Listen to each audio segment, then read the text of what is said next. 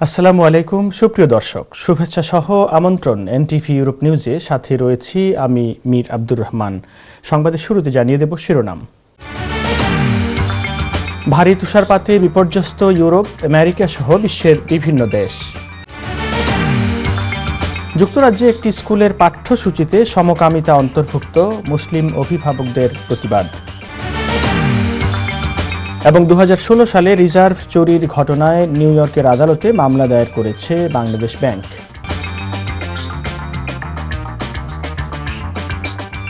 দর্শক শুনছিলেন শিরোনামগুলো, এবার জানিয়ে দেব বিস্তারিত সংবাদ।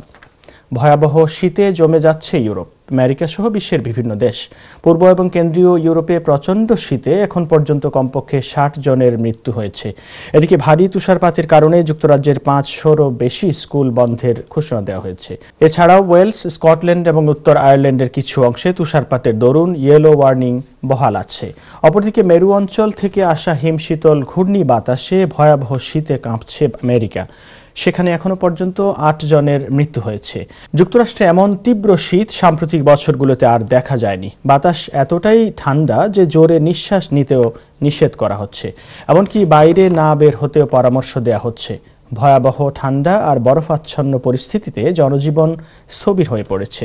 পূর্ব ইউরোপের দেশ ইউক্রেনে তীব্র শীতে কমপক্ষে 30 জনের মৃত্যু হয়েছে। পোল্যান্ড, রোমানিয়া এবং বুলগেরিয়াতেও বেশ কয়েকজনের মৃত্যুর খবর পাওয়া গেছে। সুইডেনের আবহাওয়া দফতর জানিয়েছে, সুইডেনের উত্তরাঞ্চলের তাপমাত্রা নেমে হয়েছে -39.5 ডিগ্রি সেলসিয়াস, যা চলতি মাসে সর্বোচ্চ শীতের রেকর্ড। স্কটল্যান্ডে তাপমাত্রা রেকর্ড করা হয়েছে -11 ডিগ্রি সেলসিয়াস। ব্রিটেনের কর্মকর্তারা বলছেন, এই শীতের সবচেয়ে শীতল রাত গেছে চলতি মাসে। অপরদিকে কানাডার টরন্টোতে বর্তমানে তাপমাত্রা কমে দাঁড়িয়েছে -17 ডিগ্রি সেলসিয়াস। যুক্তরাজ্যের বার্মিংহামের একটি স্কুলে শিশুদের পাঠ্যসূচিতে সমকামিতার বিষয় অন্তর্ভুক্ত করার প্রতিবাদ জানিয়েছেন একদল ব্রিটিশ মুসলিম অভিভাবক। তাদের দাবি, পাঠ্যসূচিতে সমকামিতা বিষয়ক যে শিক্ষা অন্তর্ভুক্ত করা হয়েছে তা ধর্মীয় রীতিবিরোধী। বাংলাদেশ, পাকিস্তান ও ভারতীয় বংশোদ্ভূত কয়েক শত অভিভাবক পার্কফিল্ড কমিউনিটি স্কুলের সহকারী প্রধান শিক্ষকের বিরুদ্ধে একটি পিটিশনে স্বাক্ষর করেছেন। স্কুলটিতে আমাদের স্কুলে কোনো বহিরাগত নয় শিরোনামে একটি কর্মসূচি রয়েছে শিক্ষকদের সূচিতে। এতে যৌনতা ও সম্পর্ক বিষয়ে অধ্যয়ন রাখা হয়েছে। এর লক্ষ্য হল স্কুলের এলজিবিটি সম্প্রদায়ের সমতা ও প্রতিবন্ধকতা সম্পর্কে শিক্ষার্থীদের ধারণা দেওয়া। এতে বর্ণ, জাতি ও ধর্মের সমতার গুরুত্বকেও তুলে ধরা হবে। অভিভাবকদের আশঙ্কা, এতে করে তাদের কোমলমতি শিশুদের বিপথে নেওয়া হতে পারে। বিশেষ করে এসব শিশুদের বয়স মাত্র 4 থেকে 12 বছর। যৌনতার বিষয়ে তাদের সামনে তুলে ধরার সময় এখনো হয়নি। স্কুল থেকে সন্তানকে সরিয়ে নেওয়া ফাতিমা শাহ বলেন, এটা একেবারেই অনুপযুক্ত, পুরোপুরি ভুল। শিশুদের বলা হচ্ছে সমকামী হওয়া ভুল কিছু নয়, অথচ স্কুলটির 98% শিক্ষার্থী মুসলিম। স্কুল কর্তৃপক্ষ তাদের পদক্ষেপ সঠিক বলেই মনে করছে। তাদের দাবি, এটা সমকামিতার বিভিন্ন ক্ষেত্রে সমতার প্রচার ও প্রতিবন্ধকতার বিষয়ে নৈতিকতার অংশ। জানিয়ে দেব আন্তর্জাতিক প্রসঙ্গ। ভেনেজুয়েলার প্রেসিডেন্ট নিকোলাস মাদুরো অভিযোগ করে বলেছেন, যুক্তরাষ্ট্র ও কলম্বিয়ার প্রেসিডেন্ট তাকে হত্যা করার ষড়যন্ত্র করছেন। রুশ বার্তা সংস্থা রিয়া নভোস্তিকে দেয়া সাক্ষাৎকারে মাদুরো এমন আশঙ্কা জানিয়েছেন। রিয়া নভোস্তিকে দেয়া সাক্ষাৎকারে মাদুরো বলেন, ডোনাল্ড ট্রাম্প যে আমাকে হত্যার নির্দেশ দিয়েছেন সে ব্যাপারে কোনো সন্দেহ নেই। তিনি কলম্বিয়ান সরকার ও ক্ষমতাশালী মাফিয়াকে বলেছেন আমাকে হত্যা করতে।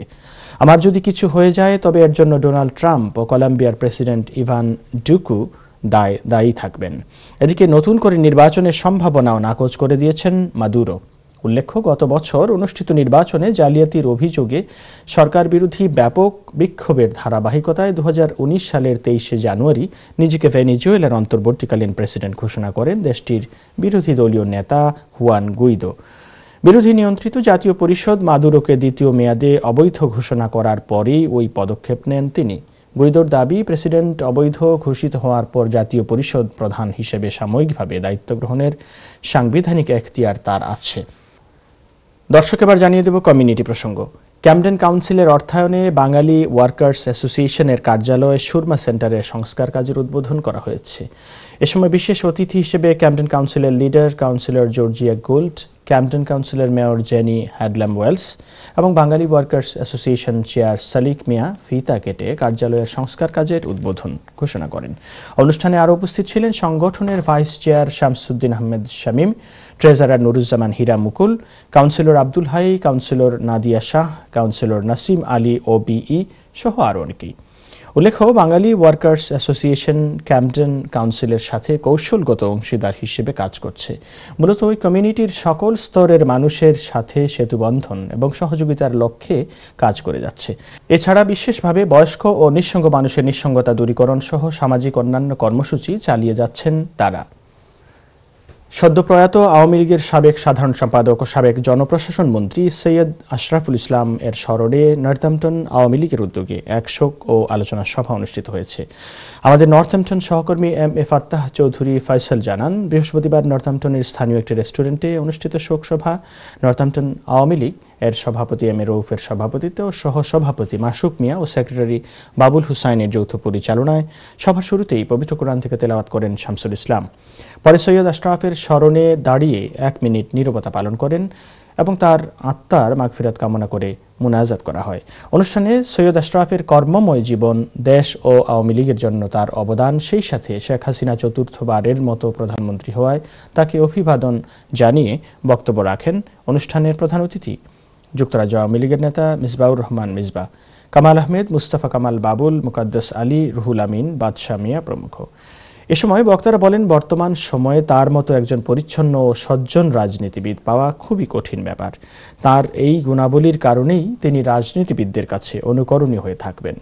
এছাড়া দেশের উন্নয়নের ধারাকে অব্যাহত রাখতে প্রবাসীদের পক্ষ থেকে সব ধরনের সহযোগিতার ও আহ্বান জানান তারা।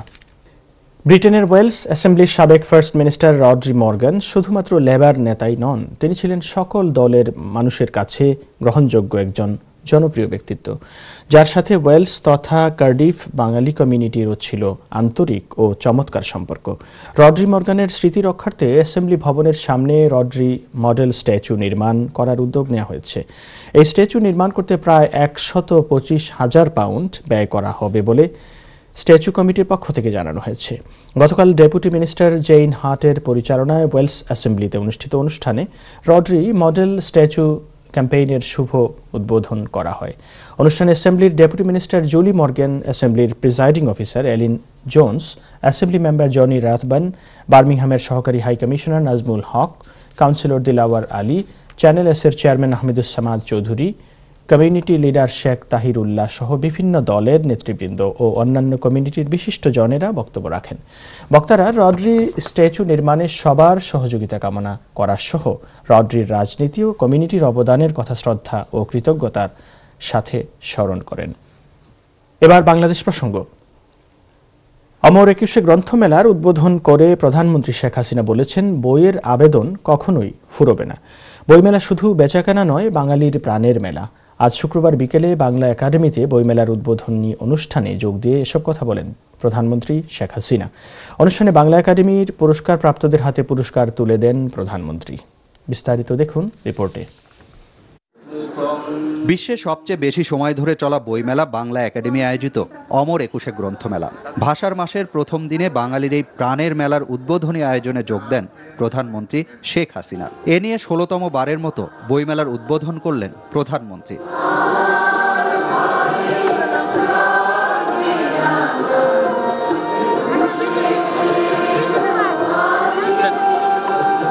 বাংলা সাহিত্যে অবদান রাখার স্বীকৃতি হিসেবে এবছর বাংলা একাডেমি পুরস্কার পেয়েছেন 4 জন কবি, কথাসাহিত্যিক, প্রাবন্ধিক ও গবেষক।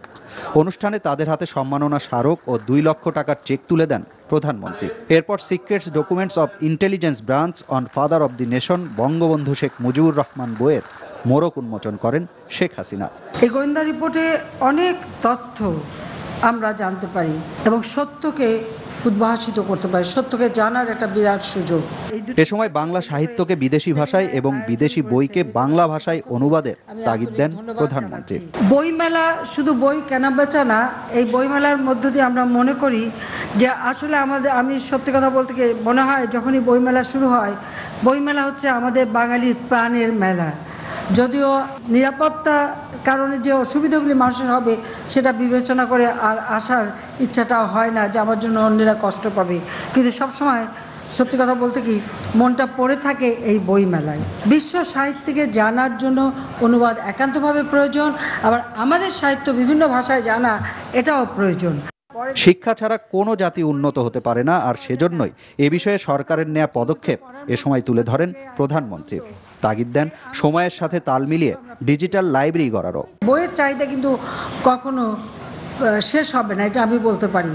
কারণ যতই আমরা মানে যান্ত্রিকভাবে ব্যবহার করি না কেন, কিন্তু এই যে বইয়ের মলাট, একটা বই শিল্পে রাখা এবং সেটা পড়ার মাঝে আলাদা একটা আনন্দ আছে, সেই আনন্দটা সবসময় অনুভব করতে চাই। তারপরেও আমি বলবো যে অনলাইনে থাকলে পরে সারা বিশ্বের কাছে এবং সকলের কাছে খুব দ্রুত পৌঁছানো যায়, কাজে ডিজিটাল লাইব্রেরি হওয়া এটাও একান্তভাবে প্রয়োজন। পরে বইমেলা উপলক্ষে ভারত থেকে আসা কবি শঙ্খ ঘোষ ও মিশরীয় লেখক গবেষক মোহসেন আল আরসিকে সাথে নিয়ে কয়েকটি স্টল ঘুরে দেখেন সরকার প্রধান। 3 দশক পেরিয়ে যাওয়া অমর একুশে গ্রন্থমেলার পরিসর বেড়েছে কলেবর। বাংলা একাডেমির হিসেব মতে গেল বছর রেকর্ড পরিমাণ প্রায় 4,500 নতুন বই প্রকাশিত হয়েছিল, আর বিক্রি হয়েছিল প্রায় 70 কোটি টাকার বই। এবছর সেই রেকর্ডও ছাড়িয়ে যাবে বলেই মনে করছে সংশ্লিষ্ট কর্তৃপক্ষ। রকনউদ্দিন, এনটিভি নিউজ, ঢাকা। 2016 সালের 5ই ফেব্রুয়ারি যুক্তরাষ্ট্রের federal reserve bank of new ইয়র্কে থাকা বাংলাদেশের রিজার্ভের 10 কোটি 10 লক্ষ ডলার চুরি হয়। হ্যাকিংয়ের মাধ্যমে ব্যাংকিং লেনদেনের আন্তর্জাতিক নেটওয়ার্ক সুইফটে ভুয়া বার্তা পাঠিয়ে এই অর্থ ফিলিপাইন ও শ্রীলঙ্কার দুটি ব্যাংকে সরানো হয়েছিল। রিজার্ভ চুরির ঘটনায় নিউ ইয়র্কের আদালতে মামলা দায়ের করেছে বাংলাদেশ ব্যাংক। এতে ফিলিপাইনের আরসিবিসিকে আসামি করা হয়েছে। বিস্তারিত দেখুন রিপোর্টে।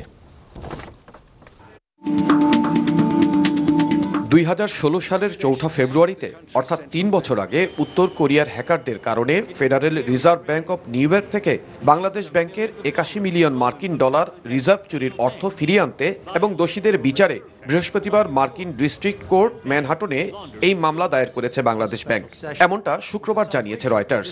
মার্কিন district court southern district of new ইয়র্কের আদালতে বাংলাদেশ ব্যাংক বনাম রিজল কমার্শিয়াল ব্যাংকিং কর্পোরেশন সংক্রান্ত মামলাটির নম্বর 19-00-983। Our court has come to be known. প্রতিবেদন বলছে মামলায় ব্যাংকের শীর্ষ কর্মকর্তাদের বিরুদ্ধেও বড় মাপের ও জটিল পরিকল্পনার অভিযোগ আনা হয়েছে। বাংলাদেশ ব্যাংক বলছে নেস্ট এগ এবং ম্যাকট্র্যাক ম্যালওয়্যার ব্যবহার করে উত্তর কোরিয়ার হ্যাকাররা এই অর্থ চুরি করে। নিউ ইয়র্কের আরসিবিসি ব্যাংকের শাখায় প্রথমে এই অর্থ স্থানান্তর করা হয়, পরে তা ফিলিপিন্সের আরসিবিসি ব্যাংকের শাখায় পাঠানো হয়। এছাড়া চুরির সাথে জড়িত আরসিবিসি ব্যাংক সহ কয়েকটি প্রতিষ্ঠান ও শীর্ষ কয়েকজন কর্মকর্তা। এদিকে মামলা নিয়ে কোনো মন্তব্য করেনি রিজল কমার্শিয়াল ব্যাংকিং কর্পোরেশন বা আরসিবিসি ব্যাংক। তবে বুধবার মামলা করা নিয়ে বাংলাদেশের পরিকল্পনার জবাবে আরসিবিসি জানায় 4টি অ্যাকাউন্টে ভুয়া নামে এই অর্থ ফিলিপিন্সের মাকাতি সিটি শাখায় আসে, আর বেশিরভাগ অর্থই দ্রুত উত্তোলন করা হয়। তবে মাত্র 15 মিলিয়ন ডলার উদ্ধার করতে পারে তারা। এছাড়া এই ঘটনায় আরসিবিসি ব্যাংকের তৎকালীন ম্যানেজার মায়া দেগুইতোকে 32 থেকে 56 বছর পর্যন্ত সাজা দিয়েছে আদালত, আর জরিমানা করেছে 109 মিলিয়ন ডলার। অন্যদিকে ফিলিপিন্সের কেন্দ্রীয় ব্যাংক 2016 সালের আগস্টে আরসিবিসিকে 19 মিলিয়ন মার্কিন ডলার জরিমানা করে অর্থ চুরির সাথে জড়িত থাকায়।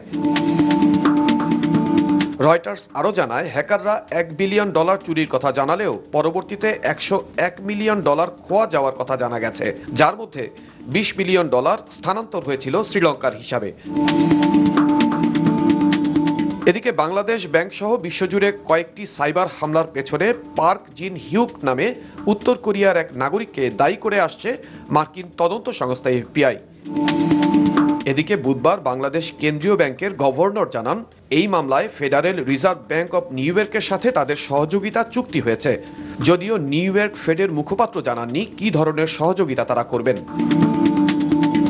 রানা মঞ্জুর, এনটিভি ইন্টারন্যাশনাল ডেস্ক। ষষ্ঠবারের মতো সিলেটবাসী বর্ণমালার মিছিল দিয়ে বরণ করে নিলেন ভাষার মাস ফেব্রুয়ারিকে।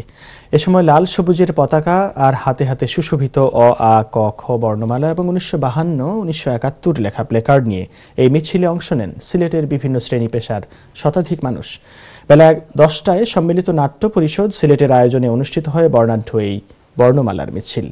বর্ণমালার এই মিছিলটি বন্দরবাজারের জেলা পরিষদ প্রাঙ্গণ থেকে শুরু হয়ে নগরীর প্রধান প্রধান সড়কগুলো প্রদক্ষিণ করে সিলেট কেন্দ্রীয় শহীদ মিনারে এসে শেষ হয়। এ সময় শহীদ মিনারে মিছিলটিকে ছন্দ নৃত্যালয়ের নৃত্যশিল্পীরা ভাষার গানের সাথে নৃত্য পরিবেশন করে বরণ করে নেয়। এছাড়া ভাষা দিবস উপলক্ষে শহরের বিভিন্ন সড়কের পাশে দেয়ালে চিত্রাঙ্কনের মাধ্যমে ফুটিয়ে তোলা হয়েছে 52 ভাষা আন্দোলনের সেই দিনগুলো। সম্মিলিত নাট্য পরিষদ সিলেটের সভাপতি মিশফাক আহমেদ চৌধুরী মিশুর সভাপতিত্বে ও সাধারণ সম্পাদক রজত কান্তি গুপ্তের সঞ্চালনায় সিলেট কেন্দ্রীয় শহীদ মিনারে এক সংক্ষিপ্ত সমাবেশ অনুষ্ঠিত হয়।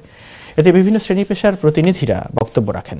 মিছিলে উপস্থিত ছিলেন সাংস্কৃতিক সংগঠক মহানগর মুক্তিযোদ্ধা কমান্ডার ভবতোষ রায় বর্মন, ব্যারিস্টার আরশ আলী, সিনিয়র সাংবাদিক আল আজাদ, আবৃত্তি সংগঠন উর্বশীর প্রধান আবৃত্তিকার মুকাদ্দেস বাবুল, মদনমোহন কলেজের ভারপ্রাপ্ত অধ্যক্ষ অধ্যাপক শরবানী অর্জুন, নাট্য পরিষদের অরিন্দম দত্ত, সম্মিলিত নাট্য পরিষদের সভাপতি মিশফাক আহমদ মিশু, সাধারণ সম্পাদক রজত কান্তি গুপ্ত, প্রভাষক প্রণব কান্তি দেব প্রমুখ।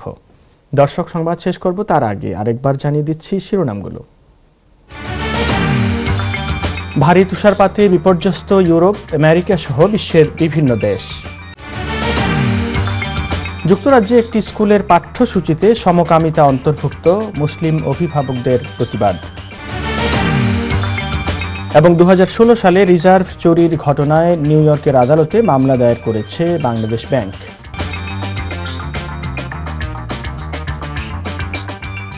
এ ছিল আমাদের হাতে থাকা এনটিভি ইউরোপ নিউজের সর্বশেষ আয়োজন। এই খবরের ভিডিও সহ আপডেট জানতে ভিজিট করুন ইউরোপেন টিভি অনলাইন www.europentv.com।